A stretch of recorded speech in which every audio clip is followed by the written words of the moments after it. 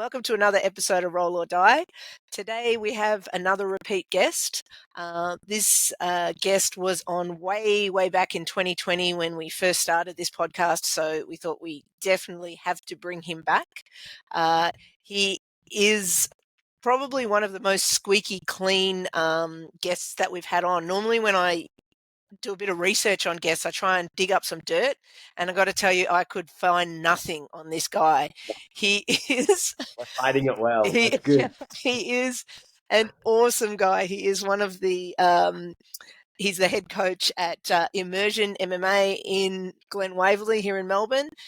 He's one of the OGs of Melbourne, and we're really looking forward to getting to know him quite a bit more. He is Mini Dave Marinakis. Thanks for joining us, Dave. Thanks so much for having me. Awesome to have you on, Dave. We'll just make stuff up. So can you tell us about that nudie run that you did in Turkey, mate? I was just thinking that now it's just squeaky, right? Nice and white, and I'm like here in this yellow room. I should have got some better lighting. If you are wondering, there's a vanquished opponent. So this is why you should watch on YouTube as well. There's a vanquished opponent of Dave's just over his shoulder. So just a skeleton behind him. There he is. Yeah. Right, it's awesome to have you in, Dave. A couple of quick things from me before we sort of get into it. So one of my coaches, I'll call him my coach, training partner coach, friend from the jiu-jitsu world, Ivan, he has said that his two roles that have really blown him away in regards to, I don't know, that invisible jiu-jitsu thing. One is Jean-Jacques Machado, and the other is you. Oh God. That's it. I don't know if I'd belong in the same sentence as Jean-Jacques Machado, but I'll take it. Thanks, Ivan. Yeah. Like it's really like it was a really pointed thing that I've said to me one day, you know. So tell us about your invisible jiu-jitsu. Yeah, and Dave, don't be humble, because Ivan's not the only one. The number of people that like I said, asked to try to dig up dirt on you, all they could say is this guy is one of the best jiu-jitsu athletes that you'll ever meet. Probably the most, unrecognized or whatever, I don't know what the word is to say, like your jiu-jitsu is just phenomenal. And you're one of the best coaches and best competitors that they've ever seen. No, thanks. I don't know what to say there, honestly. That's really nice of Ivan, and I don't know anyone else who said that. I don't know, man. I don't really keep much of a public profile, honestly. I kind of just chill out here and do my own thing for the most part. I think I've just had a lot of good training partners through the years, and I just enjoy jiu-jitsu. I think that's it. I enjoy jiu-jitsu a lot, and always studying. I'm surrounded by a lot of good people every day, and a lot of good training partners who keep me honest. And I think we just explore and play, and having like a good comeuppance with guys like Dave Hart, Cam Rowe, Tingy, who was like my main training partner at the time. Then guys like Troy Skidmore, Lucky Giles, Frankie, Mark Brown. I don't know. There's just been a lot of good. There's just so many good dudes like in the past. I feel like it's just a credit to all those guys. If my jiu-jitsu is half decent, I suppose. But man, I think it's just enjoying jiu-jitsu. Honestly, that's kind of it. So, Dave, tell us about that. About you coming up then. So a lot of our listeners haven't heard that story. Yeah. Yeah, like the Hangar 4 days. You were there then, right? What was that? Sorry? Were you around for the Hangar 4 days? Yeah, I wasn't at Hangar 4, but yes, I was around during the Hangar 4 days when Jamie Murray was kind of the main dude out that way. I'm not sure. And I can't remember what the other guy's name was. I feel bad now. I thought there was another guy. I might have messed that up completely. But yes, I remember when Hangar 4 was around, and it was kind of like a big place. And I'm not actually sure what kind of happened with that. I kind of stay out of all the kind of things that go on. But so this was the early 2000s, Dave? Yeah, I started jiu-jitsu. My very first jiu-jitsu class would have been when I was a teenager, and that was being like around 17. I'm guessing, which is, I don't want to say that was 2000. That was maybe 2001 ish. And then I just didn't stick with it at the time. I was kind of very flaky, and then went into VC. And then kind of came back to it with a bit of a vengeance when I was an adult, probably around 20 years old. And that was when I went to Dominance with Dave and Cam. My very first class ever was with Rob Williams at Ground Zero in the city, and he was super. He looked after me. He was awesome.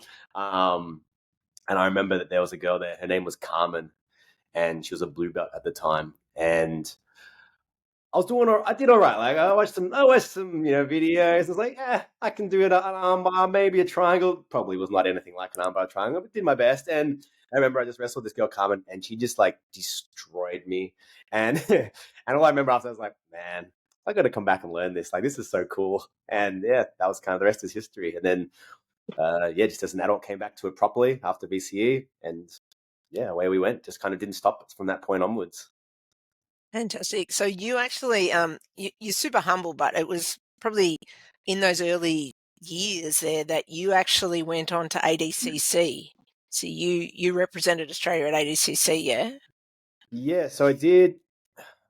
I started training kind of probably more seriously I started really at Dominance in like 2005, I think it was, around 2005, and then ended up as a purple belt at ADCC in 2009, doing under 66, and then again in 2011. And yeah, man, I was definitely probably,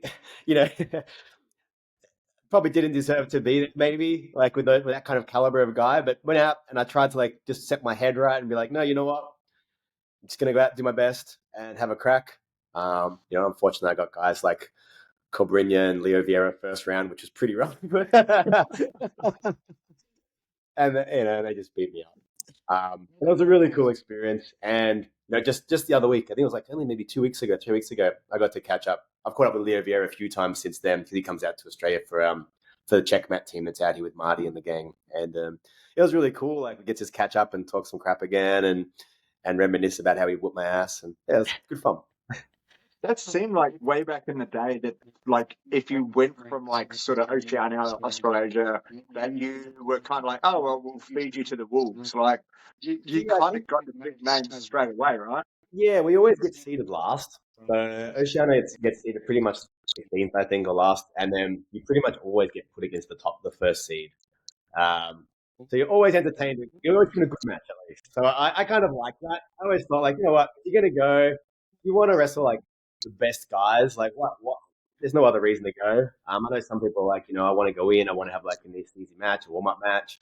But I'm kind of just of the thought of like, no, man, I just want to go and like beat the best guy. If I got to try and wrestle the first round or last round, doesn't make a difference. You want to do it. So I think it's kind of cool because you might get we all want that Lucky Giles, Craig Jones kind of story. But unfortunately, not for me. You say that, like you felt like you didn't deserve to be there, but the thing was, I guess, back in 2009, as a purple belt, you were probably one of the higher ranked competitors anyway, yeah? Like, in terms of how much jiu-jitsu has grown since you first started, especially in Australia, yeah? For Australia, yeah. I mean, we had to still do the trials and stuff. Luckily, I was in 66, so jiu-jitsu wasn't as big back then as well. I think it's worth mentioning. Like, it wasn't a big scene, but then 66 was kind of like a smaller weight class as well. Like, in terms of like there wasn't many competitors in that kind of weight class. So yeah, I probably only had to have like maybe two. I'm trying to think back now. I think it was maybe only like 2 matches to qualify, 2 or 3. I think it was maybe 3 matches the first time, and then maybe 2 matches the second, something like that. It's like not a lot of matches to qualify, right? And it was back in the days when you get like, a judo, you get like a judoka in there and like a wrestler and a jiu-jitsu, and it was a bit more that like style versus style, which was actually I think that's kind of cool. It wasn't as like it wasn't like as refined as it all is now. Where people are a bit more specialized with like submission grappling and everything, and trying to actually train that rule set. It was kind of just like everyone just kind of comes together and has a crack at this thing. So at least in Australia, it was still like that.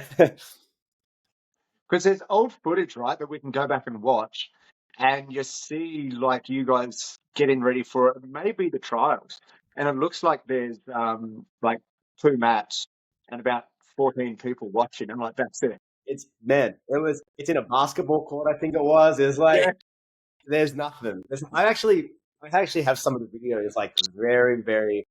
My dad was really good. He actually took like a VCR kind of thing camera around and like would record like all the matches. So I have like this little folder of like old matches from back then. It's cool to kind of go back and watch. Like, man, jiu-jitsu's changed so much. So how was that for you then, going from something like that? Tell us a little bit about the experience at ADCC. I mean, obviously that's grown as well in the last sort of 15 years, but yeah, from when you, as you said, you went from like a basketball court basically into what was, even back then, it was probably one of the like Olympics of grappling for the world, It yeah? was still well regarded, yeah. So I felt like back then it was like the things that you wanted to do were, you obviously wanted a world championship in the gi. AJP World Pro was taking off and quite big at the time, and then there was ADCC as well. I felt were kind of like the big three in my mind that were you kind of wanted to chase. And World Pro and ADCC were the ones that they would pay for your ticket, which is really good when you're young, you don't have much money, and you're just doing jiu-jitsu, and that's that was kind of like the dream. So I was lucky enough to qualify for AJP and for ADCC, but it's changed so much, like from just that tiny little comp in a basketball court, and now you got these big stadiums and everything. And I mean, even when we did that, I think it was like one of them was the one, I think the 2009 or 2011 one. I can't remember. One was in Nottingham, and one was in Barcelona, Spain. And it just, Nottingham's such a weird place to have a jiu-jitsu going. It's just dead, There's like, there's all there's barely any spectators, right? It's just the true jiu-jitsu apocondos are there. And compared to what it is now, completely different thing. Super professional, massive stadiums. You actually have like people watching online properly. Tens of thousands of people watching. You got people, the full stadiums. It's completely different vibe than what it was. It seemed very niche kind of early on. I don't know, maybe underground is the word, but not really. But it's definitely grown a lot more. It's a lot more professional than what it was. But I do kind of like that old schooly style. I don't know. I think that's kind of what our generation got us into jiu-jitsu, is like, everyone's like, oh man, there's wrestling and there's all these different things. There's kung fu, and you're like, oh, jiu-jitsu seems to kick everybody's butt, not Gracie tape. So I don't know, bringing back that kind of seems a bit cool, but that's way more professional now, and the level is just so high now. It's awesome. You don't see that style mix-ups, do you? Like it's jiu-jitsu against jiu-jitsu. So MMA fighter, it was just such a variety of people and styles, which I think made it. I don't know. I thought it was very entertaining and cool to see that. Mm. Going back in time, mate, if you went to the ADCC against Leo Vera, how do you beat him today? Like, where did you go wrong, but how do you beat them? Now, if I beat him, I'd give you the answer, but Come on, coach. I don't have a good answer to that question. If I've done it, I'll let you know. But no, I don't know, honestly. Those guys are they're so good. I think the approach of I think Lockie's talked before, and he's super smart with all this kind of stuff. I've learned a lot from him, and I feel like going with like a new technology is like in terms of like new technique or a new style or something like that, and explain that is a really nice way to kind of break into the scene sometimes. Obviously he's done it with like his huge 50-50 or backside 50 and K-Gargan entries and stuff like that the other year. But yeah, I think like going in with new tech, the DS guys with their leg lock, I don't know, I think like that kind of thing, like you in there really good against those kind of really high level guys. I think maybe I don't say where I went wrong, right? Because I did a million things wrong. But just going in and just doing jiu-jitsu with no kind of against someone like that is probably like that's a big. He's already better than me in every. Those guys are already better than especially as a purple belt in every single position possible. And I didn't really go in with like an edge. Just one specific thing that if I get them here, like maybe this is where I can have a chance. So that was probably like if I had to strategize, like but at least going back in time, that would be a good name. But that's getting harder to do now. Like it's always going to continue happening, but I think fads come and go and new techniques come and go and that kind of thing. But it's hard, man. The levels increasing constantly, and people are very savvy. And with the internet now, and just info travels so fast. One person does one thing at a comp, and then by the next comp, everyone's studied so much and learned and practiced and drilled, especially the good guys. And yeah, it's hard to exploit that sometimes. So yeah, I think that kind of bring new technology, like those kind of things, is a good strat generally. If I had a redo, maybe that is what I would try. And what about the future, Dave? What do you think is next? Like, as you said, things have changed so much. It used to be sort of style versus style, but now, we are seeing, for instance, wrestlers are coming along and able to, do quite well at grappling tournaments without a lot of jiu-jitsu behind them. What do you think is the next kind of big thing to come through jiu-jitsu? I don't know, man. I think you got to separate it. Like, I'm guessing you're talking about no-gi jiu-jitsu specifically, or Well, yeah, no, just in general. That example was no gi, but for either. Yeah. I don't know, man. I don't know what the next trend's going to be. We've gone through the whole. I feel like the wrestling movement's kind of, or that MMA kind of movement, I feel like is there, but I don't think you can just be a wrestler and do well. I think you still need to be, at the higher level. I think you still need to be actually quite good at a bunch of things. Like you still need to have, strong takedown, strong leg lock, depending on what weight class, obviously, too. The strategy does depend. Like what's kind of trending definitely varies based on weight class, too. But things like, wrestling and escapes and leg locks and, guard passing, always good guard retain, like all that kind of stuff, I think is like, it's always going to be important. I think people are just getting better and better at it now, and probably like linking these systems together. But I don't know what the next trend or meta is going to be. Yeah, we'll see. We'll see. But yeah, oh no, my internet's going weird. I'm not even sure if I can still see you. We still got you, mate. What about for you, like up and comers at the gym? So you have a very good competitive gym. Some of you guys just went over to the Asian champs as well and did very, very well. And you're always taking golds home at the Vics and States and Pan packs. Australian pan packs. So young guys or new guys coming up in through, who have you got coming through, mate? Yeah, we got so many good guys. I think I feel like I describe sometimes our gang as like, it's kind of like enthusiastic hobbyists. I feel like is how I think the crew is described. Like, we don't really have anyone like who's professional jiu-jitsu. Like, no one's here doing jiu-jitsu full time, multiple times a day, like making it their life. Most of them, they work full-time jobs.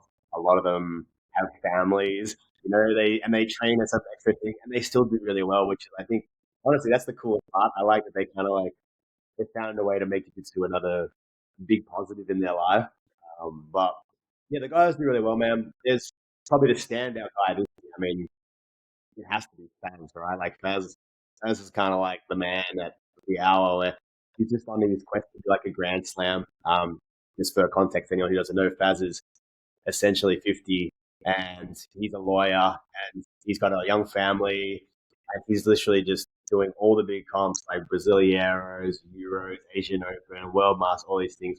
And so far he's hopefully it stays this way, but so far he's had no points scored on him. He's won every single comp gold. And he's just questing, man. So he's trying to do like the Masters Grand Slam essentially, which is a pretty cool quest. And he's doing really well. Like, the guy's an animal. So he was probably the highlight right now of guys. But yeah, in terms of like just up and comers, there's always good dudes. You got guys like Sam Chu is one of the other coaches here. He's insanely good. You got guys like Max Binder, very good. Trio's always out in the circle, like giving it a go. Like, he's awesome. He's always beating throughs and getting tough guys. He does really, really well. Yeah, but there's I think there's a lot of good guys. I'm careful to say any names because there's just so many dudes that are good. I feel like we're lucky in that there's a lot of good guys that just don't compete. Like, we've got a massive group of guys that I think are very, very good, but they're just not interested in competing. And I think that they serve the competitors really well because, you know, they get to give them really good training in the gym, even though they're not interested in getting out there. So then those guys can obviously go out and do well. But yeah, it's hard to like name names honestly because there's just so many dudes like that are hustling. And Dave, as a coach, and you've mentioned as well, like you are a smaller person under 66 kilos, can you give us some advice to our listeners? Once upon a time. Yeah. Well, 20 years ago, maybe. Back those days, but you're certainly not in the bigger half of the I'm weight definitely not a category. big guy. Yeah, No, yeah. I'm not a big Can you fella. give us give our listeners some advice for those smaller guys or females out there who are, you know, sometimes it's a struggle, you know, being a smaller person on the jiu-jitsu mats? Have you got any advice, especially given that, like Brent said, you know, you are revered as a, you know, very high level grappler. So what sort of advice would you have for people to manage that when they're smaller?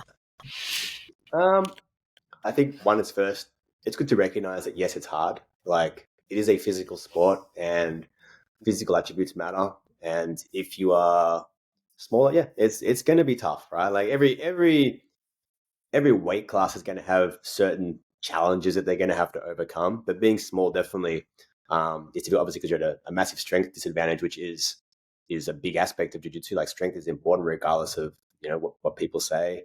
And then that also kind of ties into being more prone to injury, essentially. I feel like because you're smaller, you get injured easier. You know, the whole falling body weight thing, someone big falls on you, it's very easy to like get hurt.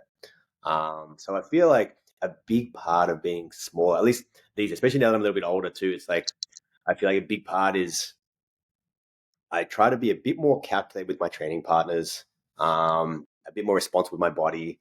I don't wrestle. If there's a certain person I know it's like always a bit crazy, maybe I try and like manage my, you know, my roles and not roll with them as much, or just do specific training from certain positions where they can't use that power. I think picking your training partners is number one, is really good. Number two, is trying to, it basically forces you to rely on technique. There's no other way to do it. You know, I think from the generation that probably, you know, you as well, Kimmy and stuff, like, you know, I feel like jiu-jitsu is a lot of the answer to a lot of problems was just like, do it harder. Come on, like, let's go. And it's like, and I mean, sometimes that is the answer, right? Definitely that sometimes is the answer, but, you know, trying to not be satisfied with that and trying to like get interesting, like, how can I make this effortless? And I think that's what's cool about watching maybe guys like Levi and things like that is really cool to watch. It's like, man, they just make certain things just look so easy. And I feel like that's kind of the goal. Like, how can I find like the easiest way to do these things? So I think it's like number one, prioritize your safety if you're small. I think that would be like a good starting point. Um, and then number two, just prioritize massive technique. And honestly, I think like then all you training come into play. It's lots of specific training that actually really stops things from getting too chaotic, so you can build skills. Just all that usual skill development stuff. You know, go copy guys, like ask guys who are smaller, like for their advice, like when with our technical questions, because often they'll have like maybe a small detail that will help you. So I think those kind of things help a lot as someone small. But I really believe that these days, like the big thing is just stay injury free. Just look after your body is number one. Pick your training partner safely, and just massive focus on technique. Honestly, Sure. And then, Dave, you've been as a around a long time. student, You've done what this do you for a want long your time. students to You're a do? savage.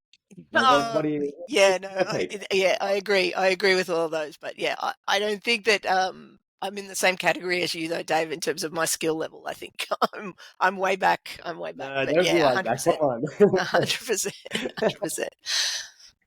What were you saying, Britos? As a student, what do you want your students to be concentrating on? Um, that's a tough question. Like, it depends.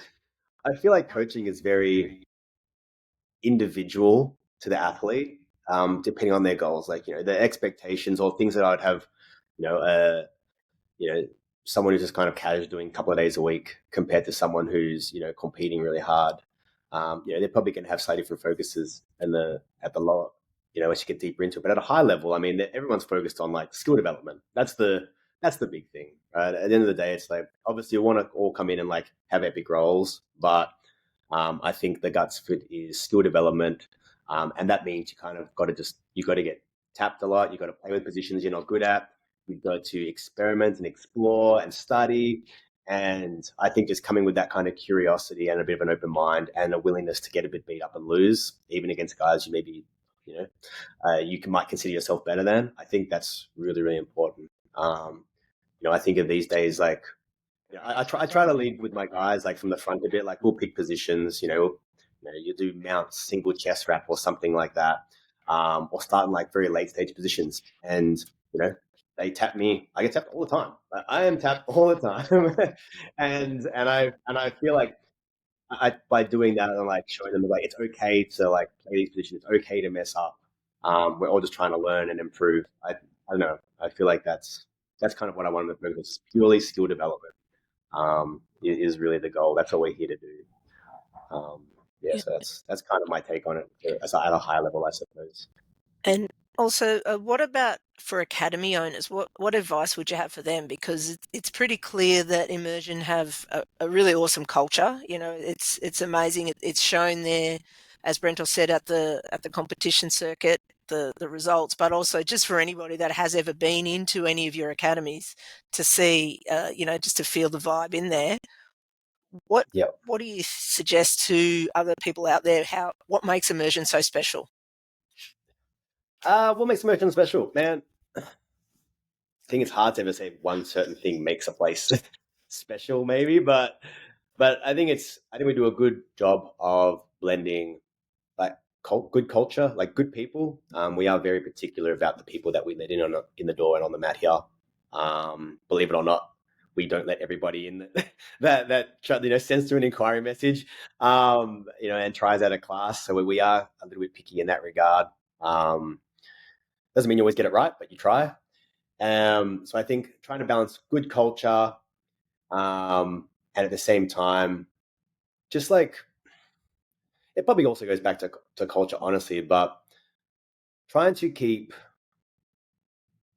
I'm not sure how to describe this. Like you want people to come and have like a good attitude and approach training like in a positive way and be enthusiastic. Like keep like a good vibe. I feel like that's important. Like the enthusiasm almost. Like you want enthusiastic coaches to just want to share kind of like their love of their art, and I feel like that helps a lot. Like I feel like half of the trick is honestly just giving a shit as a coach. And I feel like one thing that we do very well here is like the coaches all legitimately really care about, obviously jitsu, and the students are doing a good job for them. So I think like that blend of just having good people through the door and on the mat, and then coaches who legitimately care. I think that's kind of like something that we do very well. And then on top of that, obviously, I think that I do think the level of the guys here is very good. So I think that's kind of like, maybe that's everything you just use triangles, right? So maybe that's the triangle of things that you need to get right. Then what about your learning, Dave? So you've obviously been training for a long time. What, number one, keeps you motivated? And then where does your learning come from? Yeah. My motivation is very much I just enjoy it. I don't think it's any more complicated than that for me. I just enjoy doing jiu-jitsu. I enjoy problem solving. I enjoy obviously the exercise component. I like the people. I think that's the people that I get to hang out here every day. Like, it's good fun. People are like, oh man, you need to go on a holiday and go do this kind of thing. Like, I don't feel like I want to go on a holiday. Like, I actually feel like it's annoying going on a holiday because then I get to miss out on, doing what I enjoy every day. So it's like, um, I really enjoy the problem solving aspect of it. I enjoy, that there's just always more to learn. I enjoy the people. And yeah, man, that's kind of it for me. I don't do it for any other reason. Like I'm not really interested in chasing big medals or anything anymore. But I just literally just enjoy the sport and the art, and that's kind of like the main thing for me. Yeah, beautiful. One of my strong memories of you, Dave, was back in the day before we had, a grappling industries tournament every weekend or whatever. We used to have these sort of in-house tournaments, and there was a small one coming up. I think I was like a blue belt or maybe like an early purple, and I was refereeing.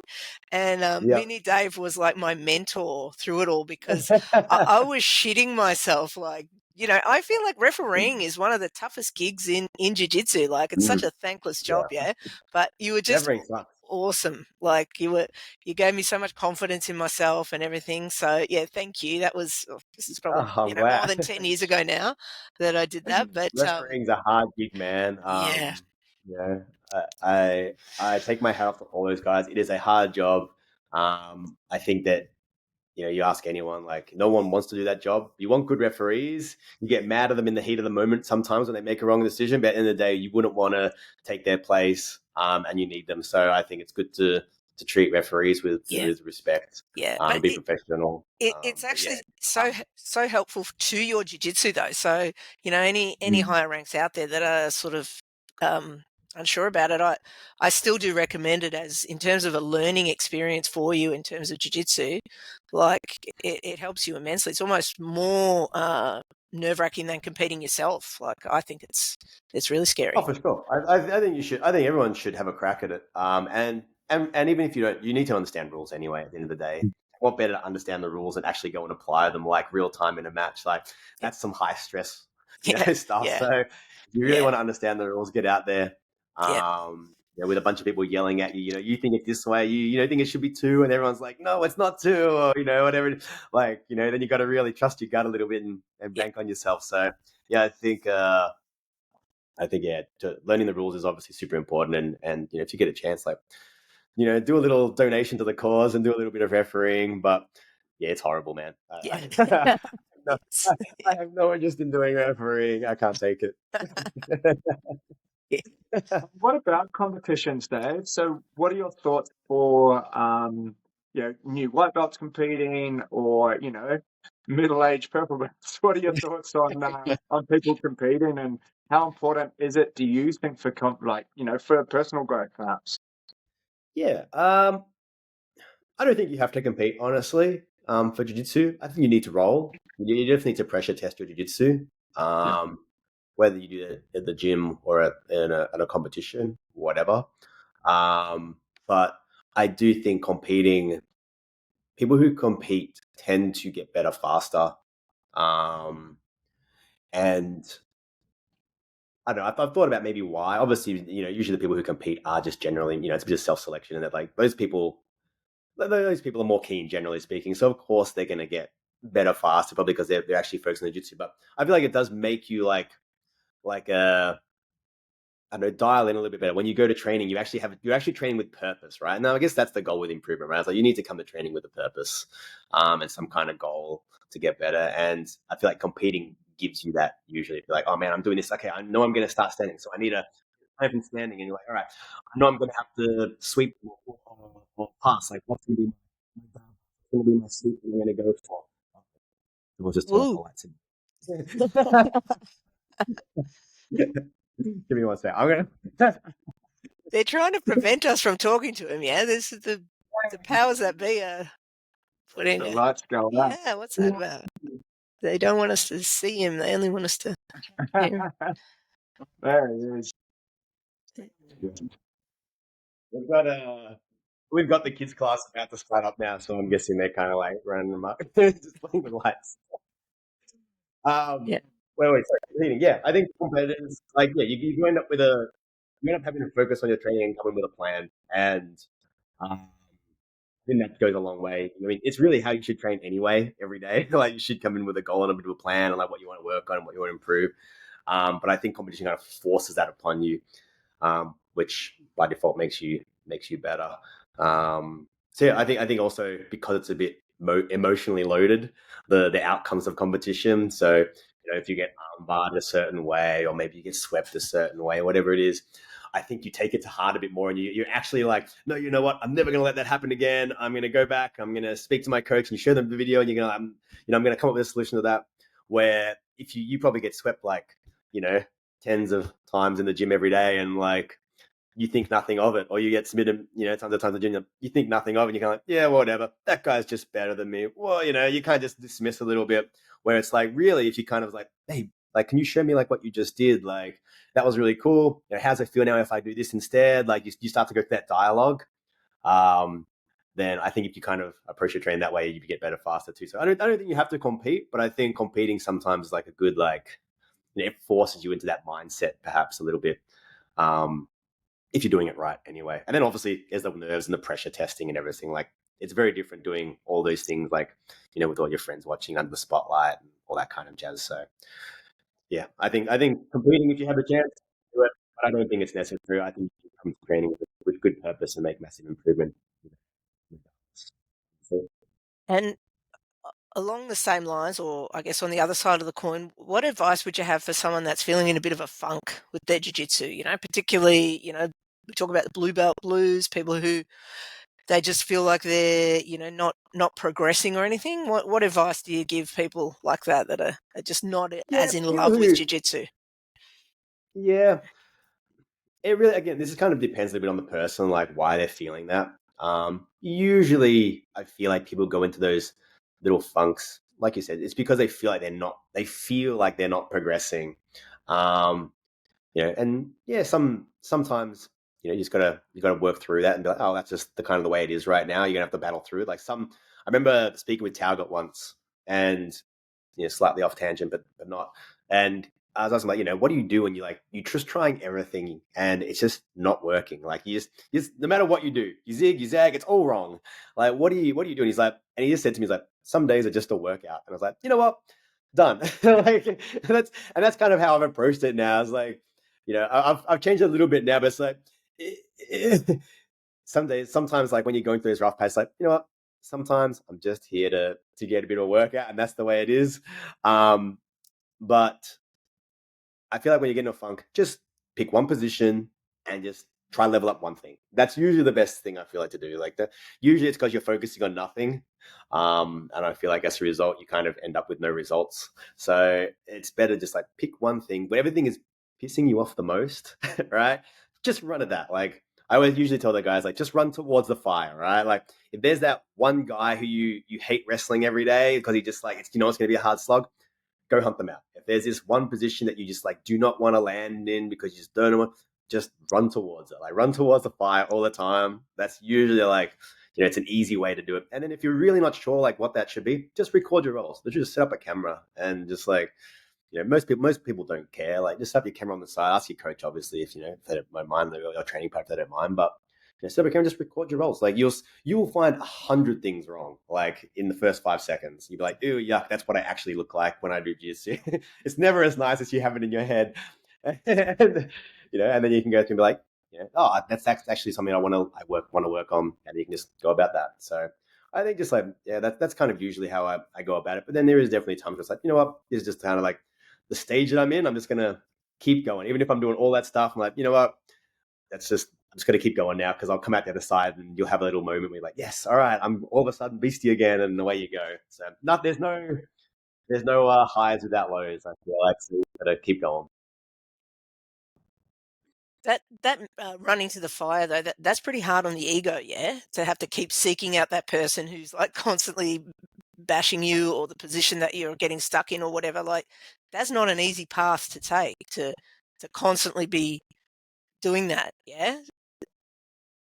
No, it's hard. It's really hard. Like, and you see it. You'll watch guys. They'll look across the mat, and I bet you've done this, right? We've all done this. You look across the mat and you make eye contact with that guy that you're like, I really don't want to roll you, and then you both kind of look away and go find someone else. Like, we've all done that, and yeah, I feel like whenever you do that, it's like, no, that's the sign. That's the sign. I've said this to guys before. It's like, you know what? I don't want to roll you today, but that's why we've got to roll. Like, I've got a few guys like that where I'm like, man, I know this is going to be tough. So, yeah. And I think if you approach it that way, it's like, listen, it's something we've got to do. Like, let's make ourselves better. Let's make each other better. Let's go.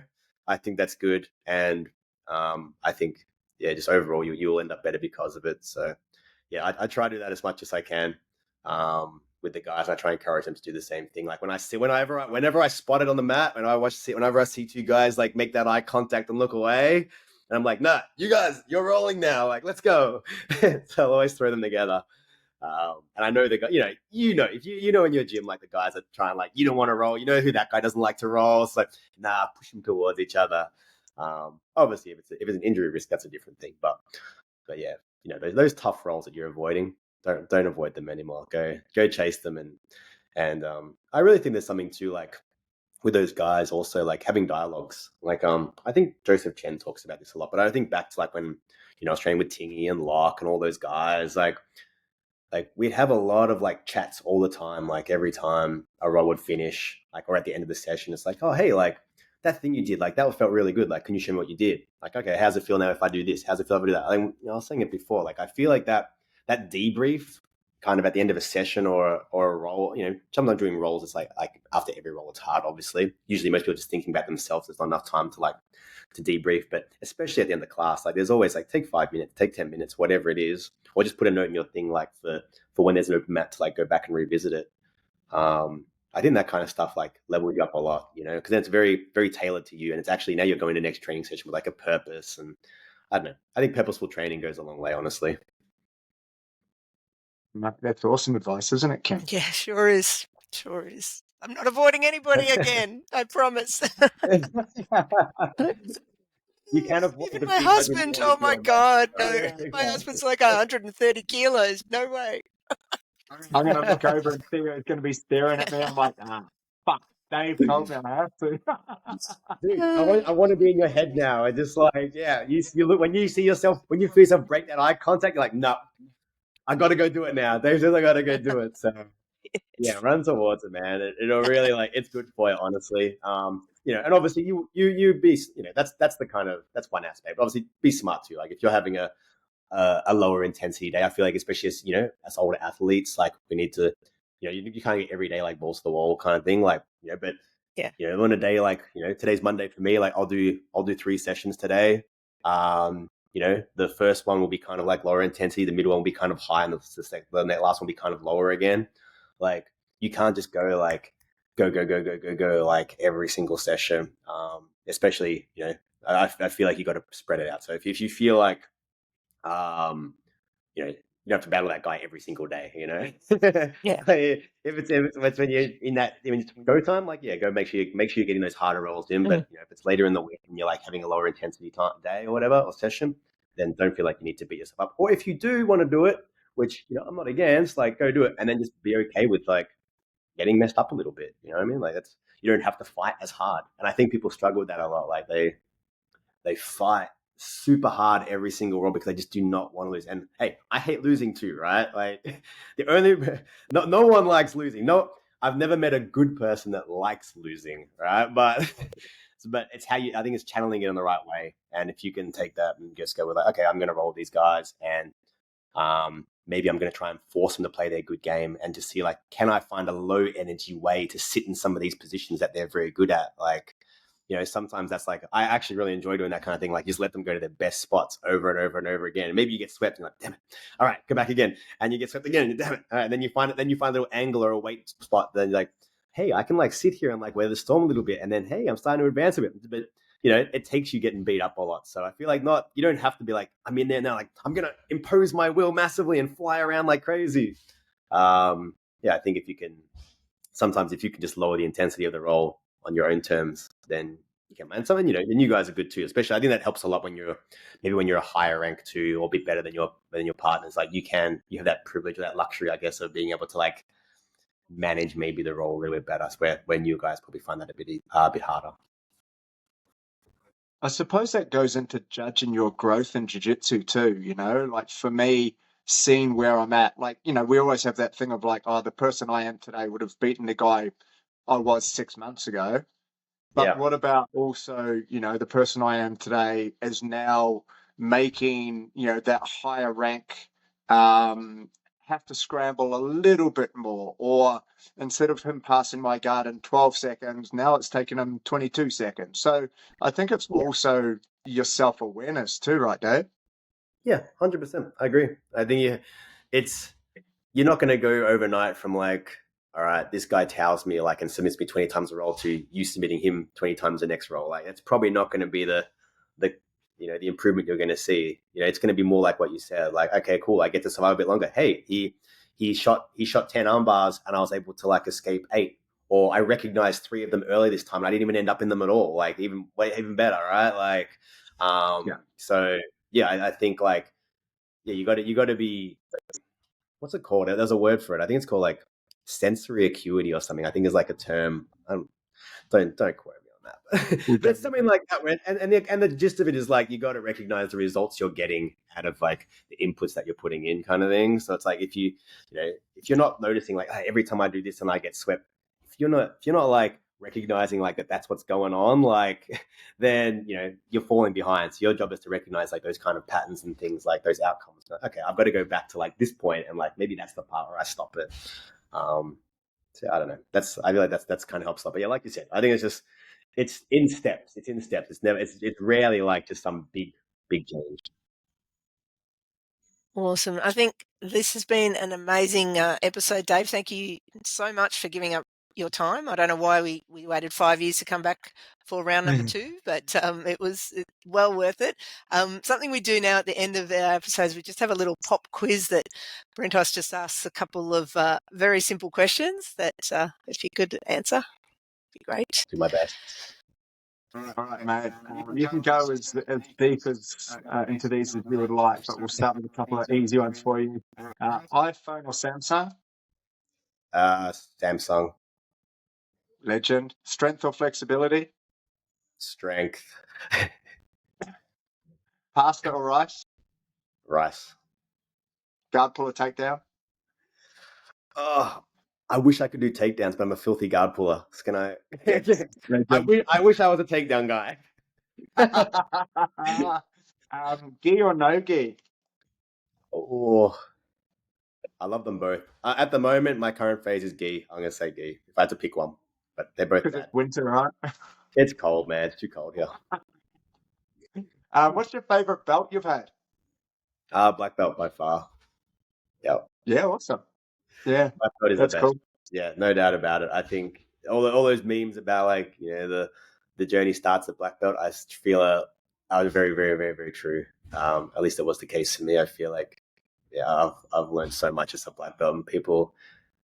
Again, I don't want to ramble, but like I just tell some of the guys like I don't remember learning things like much De La Heave or any of these kinds of things like back when I was white, blue, purple, brown belt. Like I feel like a lot of these things, and it's not anybody's fault. It's just it wasn't really a thing that was around at the time, right? So it's like I feel like a lot of these new things you learn as a black belt. The sport's always evolving, so there's always just black belt for sure, 100%. That's the way. Mate, that's cool. All right, who is the greatest of all time? Gi and no gi. If you want to do same, or you can do separate. I guess no gi, you have to say Gordon, right? Like he's the man. He wins it all. So credit to him. The best no gi of all time. Gi, I think the most I'm going to get this wrong now, but Zanji was the most decorated, I think, gi grappler, or one of the most decorated. I think he had the most medals, like of all of them for a while. But I don't know if that still holds true anymore. But you got to go with. He's obviously insanely good. I'm a Marcelo fanboy through and through. So if you just have to pick one person, both of them, I go Marcelo. No gi Gordon. I feel like gi is hard, man. Like there's so many good dudes. Like I can't pick one, honestly. Can I just say Marcelo? Just cool. You can say whatever you want. Yeah, all good. Yeah. All good. I'm going to go with that. Yeah. Awesome. Well, yeah, thank you once again, Dave. Oh, no, sorry. There's 2 more, isn't there? No, I nearly. I got 2 more. Yeah. I got 2 more. Yeah. That's the important one. Yeah. Mate. All right. These define you as an Australian, mate. Can you drive a manual car? I can drive a manual car, yeah. Legend, tick one box. And then the other one, do you wear Crocs? I do. I'm a Croc lord. He's 50-50. He's 50-50. All right, got my little Charmander on there too. For our listeners who are only listening, he's shown us on the screen that he is actually wearing them. So that's all right. We'll forgive you. We'll forgive you, Dave. No. Everyone who hates on Crocs, they try them and then they're like, why didn't I do this sooner? So it's like, just make the leap, you guys. Don't fight it. Just go. All right. I would probably try them, but I know my wife would kill me, so it's just not worth it. It'd be like me shaving my beard off. Like, it's just not worth it. Since I became a dad, I've become a lot less fashion conscious. So I'm just, man, Crocs, Love it. I feel like a premium footwear, highly rate them. For jiu-jitsu, they're S tier. Get some Crocs. There you go. Thank you once again, Dave, for giving up your time. We'll have this episode out in a couple of weeks. So if anybody is ever in Melbourne, particularly around the eastern suburbs area, make sure you go check out Immersion. They're at Glen Waverley and Ringwood. Amazing academies. And as we said, Dave's students are very awesome. They're just awesome. It's a fantastic academy. And thank you so much for sharing your time and your knowledge with us. It was amazing. Thanks for having me on, and thanks for letting me ramble a little bit. I don't make much sense, sorry, but oh no, you totally do. You absolutely do. Mate, you made all the sense in the world, Dave. Thank you, guys. Thanks for tuning in to another episode of Roll or Die. Keep training, stay humble, and remember, it's not about the belt; it's about the journey. Remember, please share the episode, like, rate, and subscribe on any platform that you can find that has Roll or Die on it. Especially YouTube. This is a good one to watch because Dave shows his Crocs and he's a very handsome man, and so it's worth it. But that's it. We'll finish it there. We thank you for listening, and we will see you on another episode of Roll or Die very, very soon. Peace out. Thanks again.